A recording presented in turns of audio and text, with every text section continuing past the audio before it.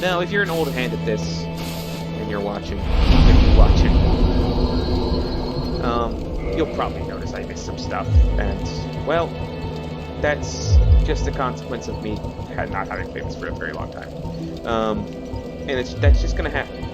So I apologize if you have to put up with that, my stupidity. If you're new to this, then you're probably gonna learn a whole bunch of stuff you didn't know. And, you know, good for you. But this video is probably gonna be like an hour or 2 hours long, so you're probably not gonna watch it, and you probably should probably have a life or something. And should go like do that. It's like 10 o'clock here. I'm gonna be up till midnight, man. Okay. She doesn't talk. Well, first thing we're gonna do.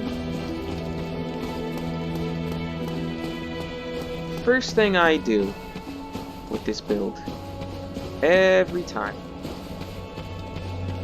This is basically our starter kit that we're grabbing right now. We're gonna go a great deal out of our way to do a bunch of really stupid things we probably shouldn't do, but luckily it doesn't really matter. We don't have anything to lose right now. Do I have any? Oh no, I don't then. Darn, I forgot about that. I need to go do that.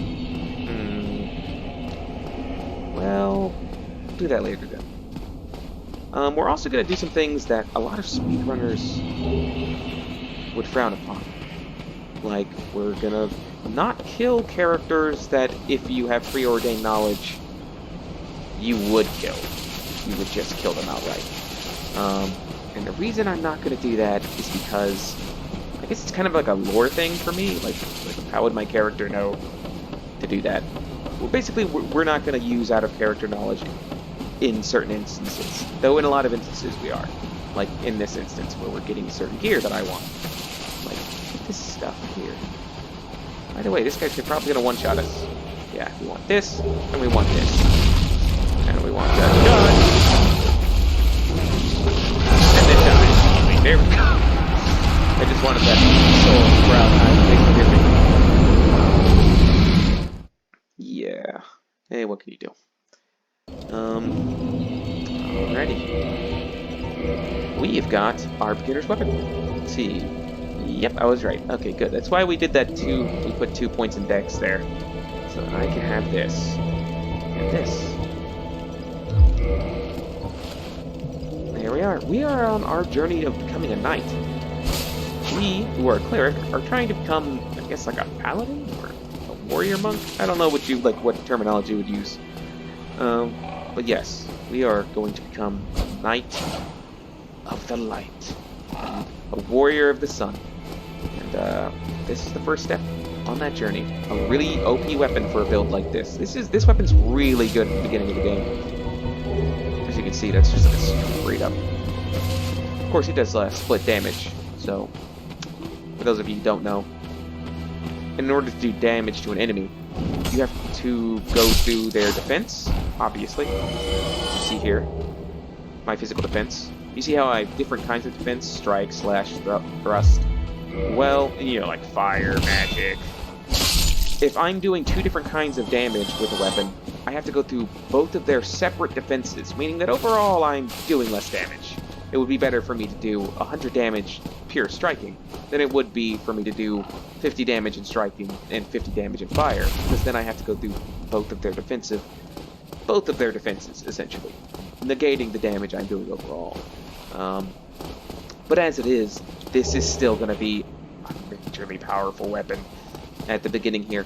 I will not be upgrading it. I will not be putting any Twinkling Titanite. I will not be upgrading this weapon at all. Because it's a waste of resources, honestly. This is what we're looking for. Homeward Bone. There's also some, like, beginner cleric stuff here. If you're made a different kind of character and you want to branch off into being a cleric or something, or just have some minor healing things or whatever. But, yeah. And some cracked right eye orbs if you're going down a different kind of path. Though I suppose they're not mutually exclusive. Cleric and, asshole.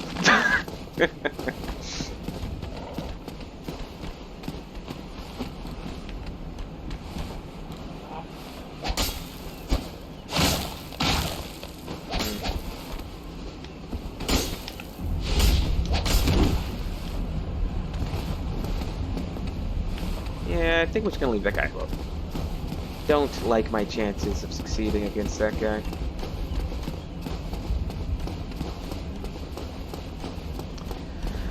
It feels so good to get back to this game. This game gives me such powerful nostalgia. I think it was like over 10 years ago I first played this game. Ah, shit. It's been a long time. I really just got back into it. Played it for old time's sake and didn't really like try to do a certain strat. I was playing the Remastered mod for this game, that like cursed Halo, the cursed Dark Souls mod with like the Halo weapons and shit in it, but it just made me want to play the base game again. Honestly, I really like all the new stuff that's in it, including the guns, but also just like being able to parry with two-handed weapon, like, you know, by two-handing a weapon and stuff like that. Just that mod's really fun, but again, it just made me want to play the base game, and that's what I'm doing now, because base game's really good. It is. It's about 10 years old now. It's a little over 10 years old now, but it still holds up, just like all of the great games. Just like all of the great games, all the legends. Super Mario World. You know, like, God, Super Metroid. God, all those games are still so good. Like, I could go back and play those games right now, and I just, like, the fact that they're, like, as old as me is, like, not a hindrance at all. They still look great, they feel great. They're just wonderful games. And Dark Souls 1, the original Dark Souls, and Demon Souls, in my opinion, though, it does feel a little bit jankier than the original Dark Souls. I want to get the remake on PS5, but PS5's really hard to get, and they're expensive, so yeah. But, not to get off topic, but this game just still holds up for me. It looks a little dated, but looking the best has never been really the goal of Miyazaki's games. Just being, like, I don't know if this is the right word, fun is kind of the goal. Maybe fun's definitely the wrong word. These games are fun. I don't care what anybody says. They're fun. Like, the feeling of triumph, the struggle, the constant trials and tribulations, pushing yourself, making mistakes, having to start over, the feeling of conquering something that is best in you, and then mastering it, is a feeling that, like, a lot of games strive to deny you sometimes, just out of fear of scaring you away from purchasing it or enjoying it. And, you know, I think every once in a while you just have to have the game that, like, despite the fact you paid $60 for it, wants to kick your ass. You know? That's just how I feel about it.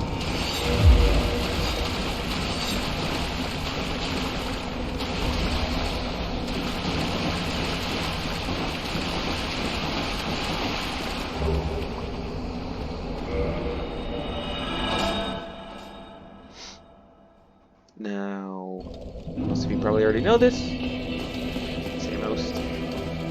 All two of you. So what is that, half? This, let's go ahead and read. Soul of a long-lost firekeeper. And a draw for the humanity which is offered to her. Her soul is gnawed by infinite humanity and can boost the power of precious Estus flasks. It can be used to gain humanity and restore HP at the cost of losing the firekeeper's soul to reinforce the Estus flask. Yeah, so it's a soul plus humanity. Something intrinsic to firekeepers, apparently. It's having a soul that is infused with humanity automatically, so I guess they never go hollow.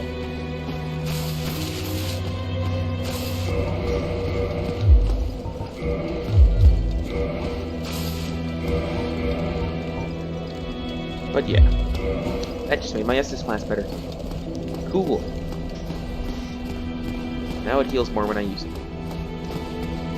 Very nice. Let's go ahead and, well, I think there were some more things I wanted to do. I know there are some other shortcuts I can go to where I can get more stuff I want, but we're not going to do that quite yet. We're going to avoid that for now. Instead, what we're going to do is just get on with the base game. We're not going to do any more weird speedrunning, extra knowledge stuff for now. We're just going to kind of go play the base game as it is intended to be played. No, I don't mean trying to run through the catacombs. I'm getting stuck. Which is probably intended to happen to some people. Miyazaki is a monster. It's a fucking monster. It's an animal.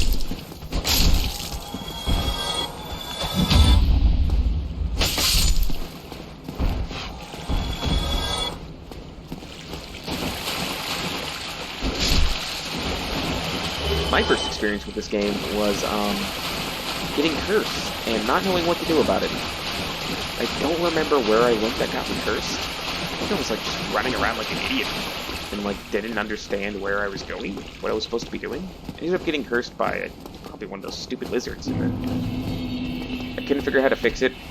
Got stuck trying to get new Londo.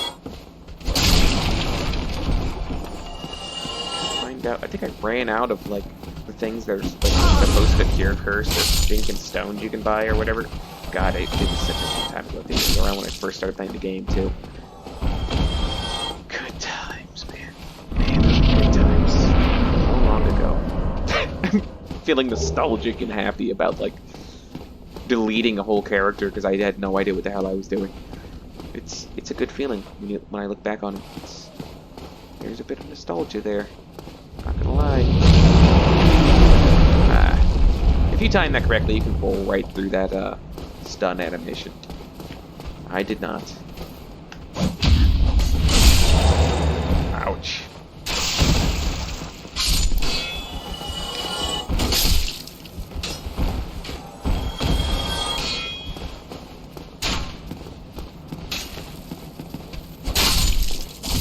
Ow.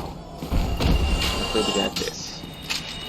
Boom. Don't even have to use Estus. Isn't that nice? It's like having 5 extra Estus. It just takes a little bit longer to use.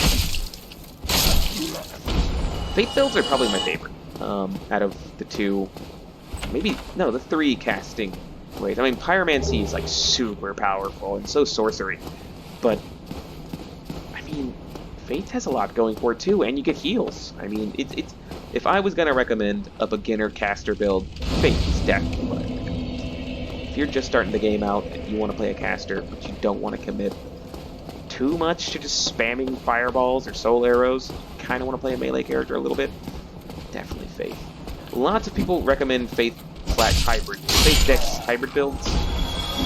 Like, you know, maxing out at like 30 Faith stat, and then like having 40 Dex, and just buffing your weapons with like Soul Blade, with like Sunlight Blade and Dark Moon Blade, stuff like that, but that is not how I play my Faith builds. I do not use buffs. I go straight Faith, and just some like basic ability to wield. You seem to have your wits about you. Hmm? Then you are a welcome customer. I trade for souls. Everything's for sale. I didn't realize this guy had hair. Kind of patchy, but is that thing around his head hair or no? It's a bandana. Okay, for a minute there. Okay, I thought this guy had like a patchy tonsure, but anyway, I want this. I want this, and that's about it for now. Things are getting treacherous in these parts. A horrible goat demon has moved in below, and up above there's that humongous drake and a bull demon too. If you stick around this place, it might end up being your grave. He seems happier about that than he should be. Here, I'm not here to chit-chat. We talk business, or we talk nothing at all. Why are you petting that broken barrel? Thank you kindly. Okay. Anyway, what was I talking about before that guy? Yeah, I don't... When I play Faith builds, I just put some stats in strength and dex to, like, have the basic ability to wield some weapons I want to, turn into Faith weapons, basically. I don't really... Oh, I forgot to... There were also some other NPCs I should have talked to for the sake of,